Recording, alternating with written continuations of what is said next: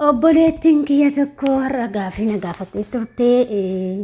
Obboleewwan koo yoo dafee isinii deebisuu baadhe dhiifama guddaa isin jedha malee akkuma keessa naannallee mana arabaa jira waan ta'eef yeroo baay'ee ijoolleen dafee isiniin deebisuu dhiifama isin jechuu barbaada. Ittaan sudhaanii ani amma waggaa sadaffaa keessan jira garuu 300 inaaf kaffalu garuu ammaayyuu kan biyyarraa ittiin dhufanii 300 ta'eera jettee obboleettiin keenya joordoon jirtanitti fakkaate. Ashamaa akkam jirtu hordoftoota kabajamtoota koo nagaa keessanii ani nagaa kooti galata waaqayyoo isin deebaga nagaa taata isin jecha egaa hordoftoota kiyya warri mana kanaaf haarawaa taatan immoo sabskraayibii gochuudhaan maamila keenya ta'e ittaan sudhaanii gaaffii obboleettii keenyaa kana yaa ijoolleen akkanaa baay'eetu jira kan damoosni isiniin dabalamne waggaa lama fixanii kan damoosni isiniin dabalamne baay'eetu jira jechuudha yeroo maaliif kan biyyaa dhufte ergaa 300 ta'een boodatti ergaas dhufte yoo xiqqaate 350 sii gochuu dandeechi 4 sii gochuu dandeechi sii galee kanaan gochuu dandeessu immoo ati ofii keetii gaafa dubbatte qofaadha. Ishiin ofii isaaniitii isiniin dabalan obboleewwan koo osoo fakkeenyaaf ati waggaa lama fixee gizee sadaffaa seentu kana naa dabalii nan ta'a sadaffaa damoosa naa dabalii nan ta'a jettee gaafachuu qabdu. Dursitanii wanta kana beekuu qabdan.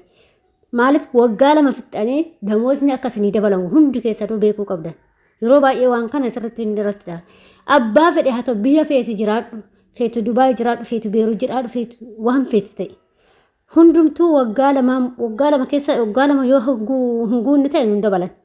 Waggaa lama xumurannee sadaffaa gara sadaffaatti deemnaan nu dabalamaa jechuudha. Sadaffaa yoo seennu nu dabalama. Maaliif kontiraata keenya fidne kan waggaa ittiin dhufne san amma immoo irratti nu dabalamaa jechuudha.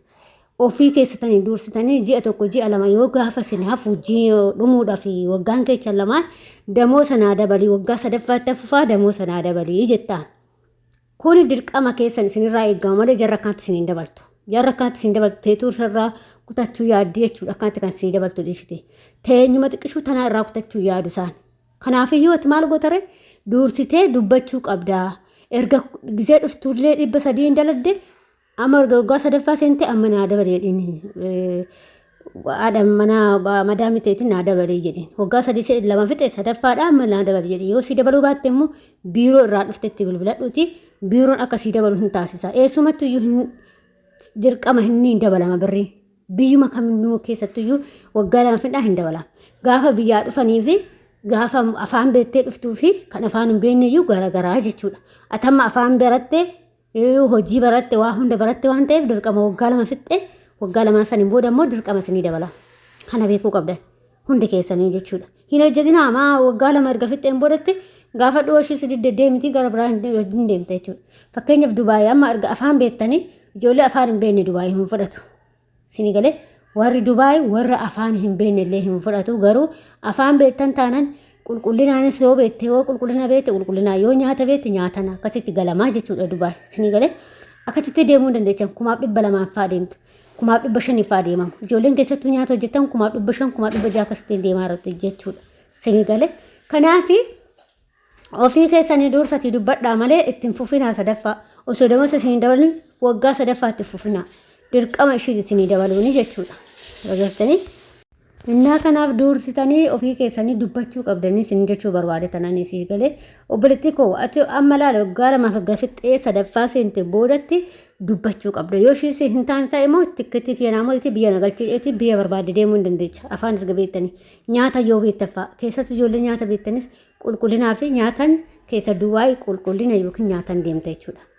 Akka biyyoota biraatti iyyuu miti Dubaay dhugaa dubbachuu fi ani waan osoo hin deemu ta'e iyyuu Dubaay malee hin deemu maaliif beektanii waanuma tokkicha sana nu jedha fakkeenya nyaata kiyya qofa yoo ta'e nyaatuma san qofaan hin deema bakka kalaas qulqullina yoo ta'e qulqullina qofaan deema nuti amma walitti qabnee keessaa akka Saawudii kunniin Joordoon Beerut minaamin kun walitti qabnee nyaatas nuti hojjetaa daa'ima nuti guddisaa nyaata nuti hojjetaa mana nuti qulqulleessaa qulqullina nuti qulqulleessaa waan hedduutu waan hunda numa jechuudha isinii galee amma immoo Dubaay sarratanyaa lama kan sadi qabu sin jira kan lama qabu sin jira jechuudha irra caala lama jechuudha. Dubaay keessatti sarratanyaan takka xiqqoodha. Kanaaf achitti waanuma tokkoon si qaxarama jechuudha. Bakka tokkicha keessatti xeeffattee hojjettaa jechuudha. Akka Saawudii fanniinii fi akka Joordoon kanneen Beerut fanniinii miti jechuudha. Innaa kanaaf gaafa nyaata beektan, gaafa afaan beektan, akkasuma gaafa qulqullina beektan Dubaay deemuu hin dandeessan kumaaf dhibba lamaan ijoollee fakkeenyaaf kumaaf dhibba lamaan qulqullinaan deemuu hin dandeessan. Akkasuma ijoolleen nyaata hojjetanillee kumaa dhibba lamaa hanga dhibba shaniiti warri nyaata danda'anii jechuudha Dubaayitti. Amma immoo Saawudii kanatti immoo Saawudiitti immoo afaan beekta taanaan kumaa fi dhibba lamaan. Kanaafiyyuu ijoolleen afaan beektan immoo biyya barbaadan deemuu hin dandeessanii jechuudha. Afaanii fi akkasuma immoo nyaata soo beektanii qulqullina yoo beektanii deemuu dandeessanii jechuudha Damoosa. Akka Saawudiitti illee akka Saawudii fi akka Dubaayitti isinitti himee jira jechuudha. Kumaa dhibba lamaan deemtan akkasuma jechuudha. Kanaafiyyuu immoo akkanatti deemtanii hojjechuu hin dandeessu. Kanaaf obboleettii koo si'ii dirqama naa dabali jedhii sii dabaltii jechuudha. Ishiin naa dabali jedhii nama sadaffaa seente naa dabali jedhii maaliif yoo dudara 50 jarratti sii goote homa sii taati jechuudha sii galee. Kanaaf ofii keessanii dubbadhaa. Dursatii dura osoo waggaa lama fixin deebisan dubbachuu qabdan. Jiini lama yoo isin yaafu dursitanii dubbachuu qabdu jechuudha. Balleessaa kan qabnu nuti dabnee dubbachuu dhabuu keenya. Kanaafuu adaraa keessanii hundi keessanuu dursatii akka damoosni keessan dabalamu beekatti dursati gaafadhaa. Gaafa gaafattan giddi isaaniitti isin dabalu jechuudha. Isin galee gaafa ittiin gaafatin immoo jarri sii dabaluu hin danda'u. Gaafachuu qabda obboleettii koo. Maaliif kan baateef qarshiidha waan ta'eef namni tola namaa hojjetu hin jiru. Sijjammar akka biyyaa dhufne nuti miti kan hin hojjennu yoo waggaa lama fixee dirqama nuu dabalamaa jechuudha. Bakkuma fe'ettuu humna dabalama. Kanaaf dubbadhaa dursati. Kun beekuu qabdan. Walumaa galatti keessattuu ijoolleen haarawaa dhuftan kun walumaa galatti akka waggaa lama fixanii dabalanii dabaluu beekuu qabdan. Ofii keessanii dubbattan malee isaan isin dabalan. Isaan teenyumaa nurraa fudhachuu edu waan ta'eef kamanuu kaffalan nurraa fudhachuu edu waan ta'eef ofii keetii naa dabale waggaa 3 nan taa'aa jedhe. Waggaa 3 nan taa'a damoo sanaa dabale waggaa 3ffaa itti fufattee akkasitti dubbachuu qabdan malee ushachuu hin qabdanii jechuudha. Kanaaf yeroo baay'ee ijoolleen keenya kan damoosa hin daballeef isa kana ofii keessaatii hin dubbatan. Haga waggaa 4 haga waggaa 5 damoosuma sanii nama jedheedhaan. Isin galee akka gizee duraan gizeen dhufnu sanii miti barama mirgatu jira sirriitti jechuudha. Maaliif akka barbaadetti yoo siin taane illee qayyarachuu hin dandeessa jechuudha manni sun. Akkas gizee 3 qayyarachuu hin danda'a. 3 qayyattee arfaffaarratti biyya buuta malee giddiin wanni nama tumanii nama hojjisiifatan hin jiru biyya ormaa keessatti seeratu jira waan ta'eef. Isa kanaadha. Kana sin jechuu barbaada. Obboleettii koo sii deebi'eetii yaada. Kanaaf dubbatadhu itti fumaa galatti itti dubbatadhu waggaa 3. Yoo ishiin immoo siin dabalte ta'e canna qameetii kaa waggaa 3 silaa siin ta'e fixadhuuti biraa kuti sadaffaa finnaa keessaa ka'i.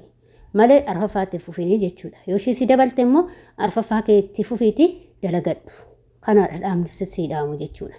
Maaliif erga waggaa 3 seenteen boodatti addaan kuttee galuurra kutteetuma ishii fixattee galuu sii washa. Sii galee akkasi. Kanaaf dursaa dubbadhaa walumaa galatti dursa dubbachuu qabdanii deddeebi'ee isinitti maara. Dursa keessan dubbadhaa waggaa 2 soo fixin jiini takka jiini 2 oseeftu dubbadhaati. Isin dabaltu hin ta'e isin dabaluu baattu immoo biyya isin galchitu. Biyya barbaadde deemuu hin dandeessa. Kanaadha dhaamsi kiyya. Inni biraa immoo qarshii keechas sa'aatiidhaaf fudhachuu yaada. Damoosa keecha ji'a fudhachuu yaada. Jarri birrii jaalattee warra baatan jaalata waan ta'eef isa kanaadha. Isinii deebi'a jedheetii yaada. Obboleettii koo sii deebi'eetii yaada. Warroonni akkasumas mana kanaaf haarawaa taatan sabiskiraaybii gochuudhaan maamila keenya ta'anii warra ta'aa jirtanis galatooma ulfaadha. Ijoolleen yaada fi qeeqa akkasuma gaafii garaagaraa qabdan gaafachuu hin dagatinaa. Garuu dhiifama isin jechuu barbaada. Maaliif viidiyoo kee laayikii naa gochaa jirtanii namni na daawwatullee laayikii naa godhuu sheerii naa gootanii maaliif akka ta'e illee beeku naafillee daawwachaa jirtanii. Maaliif namni gaafa viidiyoo tokko hojjetu ulaagaalee baay'ee qaba bu'aa bahii baay'ee qaba waan ta'eef adaraa keessan jajjabeessaa.